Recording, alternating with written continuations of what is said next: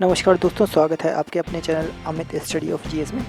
15 अगस्त को तालिबान द्वारा काबुल पर कब्जा करने के साथ ही पूरे अफ़गानिस्तान पर तालिबानियों का कब्जा हो गया है। और ये कब्जा और ज़्यादा खास कहलाएगा क्योंकि यहाँ पर राष्ट्रपति ने बिना किसी प्रतिरोध के सीधे देश छोड़कर भाग गए और इसके साथ ही अशरफ गनी सरकार के कई बड़े नेता भी देश छोड़कर भाग गए। जहाँ पहले कहा जाता था कि उन्होंने तुर्कमेनिस्तान में शरण ले रखी है, अब ये बात स्पष्ट हो गई कि उन्होंने यूएई में शरण ली है। की पुष्टि यूएई द्वारा एक प्रेस विज्ञप्ति में भी कर दी गई है। और इस कब्जे के साथ ही अमेरिका द्वारा भेजे गए करीब 27 बिलियन डॉलर के हथियारों का जखीरा भी तालिबान के कब्जे में आ गया। आज के वीडियो में हम ये जानेंगे कि क्यों 3 लाख की सेना वाला अफ़गानिस्तान बिना लड़े मात्र 70,000 के तालिबानी लड़ाकों के आगे हार मान गया। और ये जानेंगे कि अफ़गानिस्तान की जनता पर इसका क्या प्रभाव पड़ा और तालिबान ने वहाँ की जनता के लिए कौन कौन से वादे किए। सबसे पहले ये देखेंगे कि वे कौन से कारण थे जिसके कारण कि अफ़गानिस्तान बिना लड़े ही हार मान गया। इसमें पहला और मुख्य कारण था लोकल सपोर्ट और वहाँ तालिबानों द्वारा व्याप्त डर। जैसा कि आप जानते हैं कि तालिबानी सरकार कोई नई सरकार नहीं है। यहाँ 20 साल पहले भी तालिबानी सरकार आई थी। उस समय तालिबान का इतना ज़्यादा खौफ था कि उन्होंने अफ़गानिस्तान के राष्ट्रपति की हत्या करके उनको मुख्य चौराहे पर लटका दिया था। और इसी बर्बरता के कारण पूरे अफ़गानिस्तान में उसका डर व्याप्त हो गया। इसी डर को फिर से जगाते हुए तालिबान लड़ाकों ने यह खबर चारों तरफ प्रोपेगेंडा के रूप में फैला दी थी कि अगर किसी सेनानी या किसी व्यक्ति द्वारा उनका विरोध किया गया तो उसका भी यही हश्र किया जाएगा जो कि पहले उन्होंने किया था, और साथ ही साथ उसके पूरे परिवार को भी नष्ट कर दिया जाएगा। इसी डर के कारण फ़ौज में पहले से ही काफ़ी डर व्याप्त था और उन्होंने अंदर ही अंदर ये मन बना लिया था कि वह तालिबान का विरोध नहीं करेंगे। दूसरा बड़ा कारण है अंदर व्याप्त भ्रष्टाचार।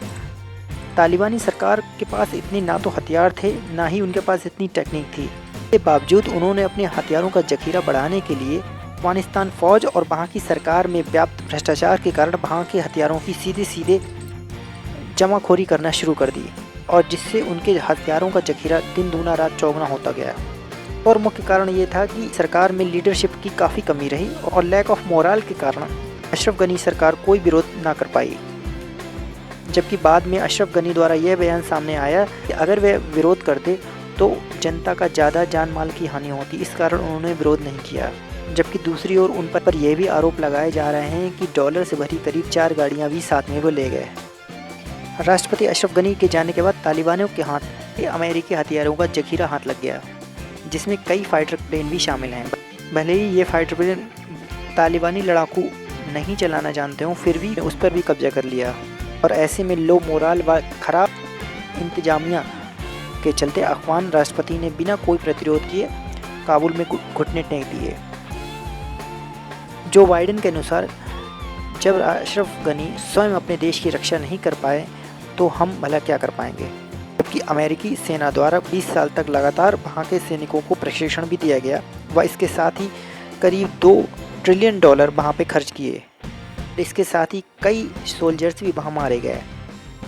दरअसल अमेरिका द्वारा अप्रैल में ही ये घोषणा कर दी गई थी कि 9/11 की 20वीं बरसी होने के बाद अमेरिकी सेना वहाँ से हट जाएगी। के बाद से ही अफ़गानिस्तान के तालिबानी लड़ाकों ने आगे बढ़ना शुरू कर दिया था और साथ ही साथ अफ़गानी सेना में ये प्रोपेगेंडा भी फैला दिया था कि अगर वे उनका विरोध करेंगे तो उसका खामियाजा उनके परिवार सहित उनको भुगतना पड़ेगा। अब इस सब के बाद अफ़गानिस्तान में तालिबानी कब्जे के बाद सबसे ज़्यादा असर वहाँ की लड़कियों और औरतों पर पड़ा, क्योंकि ना तो अब वे पढ़ाई कर सकती हैं, ना नौकरी कर सकती, ना ही किसी इवेंट में भी ना किसी मेल पार्टनर की शिरकत कर सकती हैं। और इसके साथ ही किसी भी लड़की या औरत को जब चाहें तालिबानी लड़ाकू उठाकर ले जा सकते हैं। वहीं दूसरी ओर वहाँ के युवाओं को तालिबानी लड़ाकू बनने के लिए भी ज़बरदस्ती मनाया जा सकता है। परंतु तालिबान के नए प्रवक्ता द्वारा ये कहा गया है कि वहाँ की औरतों और लड़कियों को बुर्का पहनने के लिए ज़बरदस्ती नहीं मनाया जाएगा, बल्कि वे हिजाब पहनकर भी काम चला सकती हैं और साथ ही साथ उनको अन्य सुविधाएं भी दी जाएंगी, लेकिन वे सारी सुविधाएं शरिया नियमों के तहत ही मिलेंगी। इसके अलावा मीडिया को भी अपने काम करने में किसी तरीके की परेशानी नहीं होगी। परंतु इस प्रकार के वायदों के बावजूद भी कोई भी उस पर विश्वास नहीं कर रहा है, क्योंकि अभी तक तालिबान ने अपने किसी भी वायदों को पूरा नहीं किया है। जैसा कि आपको पता होगा कि ट्रंप सरकार द्वारा पिछले साल ही पीस डील्स साइन की गई थी, डील के अनुसार तालिबानी लड़ाकों ने यह विश्वास दिलाया था कि अमेरिका की फ़ौज के जाने के बाद वह अफ़गानिस्तान की जनता को किसी रूप में परेशान नहीं करेंगे। इसके बावजूद तालिबान अपने वायदे पर कायम नहीं रहा। इस सब के बाद अमेरिका का स्टैंड ये सामने आया कि अमेरिका के secretary of state Antony Blinken ने अपने इस पूरे मिशन को सक्सेसफुल बताया। उनके अनुसार अमेरिका की अफ़गान में एंट्री का मुख्य उद्देश्य 9/11 की दोषियों को सज़ा देना था और साथ ही साथ अल-कायदा के खात्मे को था। लेकिन अगर देखा जाए तो उसामा के मरने के बाद भी कई सालों तक अमेरिकी मिलिट्री वहाँ से नहीं गई। तो आखिर इतने सालों तक अमेरिकी फ़ौज वहाँ क्या करती रही? अगर हम ध्यान से देखें तो इसके पीछे मिलिट्री इंडस्ट्रियल कॉम्प्लेक्स नाम का एक फैक्टर काम करता है। इसके अंतर्गत ये होता है कि जब दो देश आपस में लड़ाई करते हैं तो कुछ प्राइवेट कंपनियां ये चाहती हैं कि यह लड़ाई लंबी चले, क्योंकि जब दो देशों या दो से ज़्यादा देशों की आपस में लड़ाई होती है तो वहाँ हथियार और रसद की ज़रूरत भी पड़ती है, जिसकी आपूर्ति के लिए विभिन्न प्राइवेट कंपनियों को ठेके पर ये सब करने की इजाज़त मिलती है। और अफ़गानिस्तान में भी यही हुआ, क्योंकि वहाँ अमेरिकी बेस्ड कुछ कंपनियां थीं, वह ये चाहती थी कि अमेरिकी हथियारों की सप्लाई लगातार बनी रहे और यहाँ युद्ध की स्थिति लगातार बनी रहे, जिससे वहाँ उनको अच्छा पैसा मिले। और इस प्रकार से उन्हें जो पैसा मिलता था उसका कुछ कमीशन वे नेताओं को भी देकर वहाँ की ऐसी स्थिति लगातार बनाए रखने के लिए राजी कर लेते थे। इसी कारण अमेरिका ने पिछले 20 सालों में करीब $6.4 ट्रिलियन यहाँ पर खर्चे किए। तालिबान द्वारा इस प्रकार के कब्जे को पाकिस्तान, यूएई, रशिया और चीन ने सही ठहराया है और भविष्य में उसको समर्थन देने का भी वायदा किया है। अब इन देशों ने इसका समर्थन क्यों किया है यह एक एक करके देखते हैं। पाकिस्तान ने समर्थन इसलिए किया है क्योंकि पाकिस्तान की खुफिया एजेंसी ISI कहीं ना कहीं इससे जुड़ी हुई है। भविष्य में तालिबानों को ISI द्वारा खुफिया निर्देश दिए जा सकते हैं। इस प्रकार यदि देखा जाए तो ISI के पास तालिबानों का स्विच उसके पास है, जो भविष्य में पाकिस्तान के आतंकी मंसूबों को पूरा करने के लिए सही साबित हो सकती है। वहीं दूसरी ओर UAE द्वारा इसका समर्थन इसलिए किया गया है कि उसकी ज़्यादातर बॉर्डर अफ़गानिस्तान से लगा हुआ है और वह इन सब के पचड़ों में पड़ना नहीं चाहता है।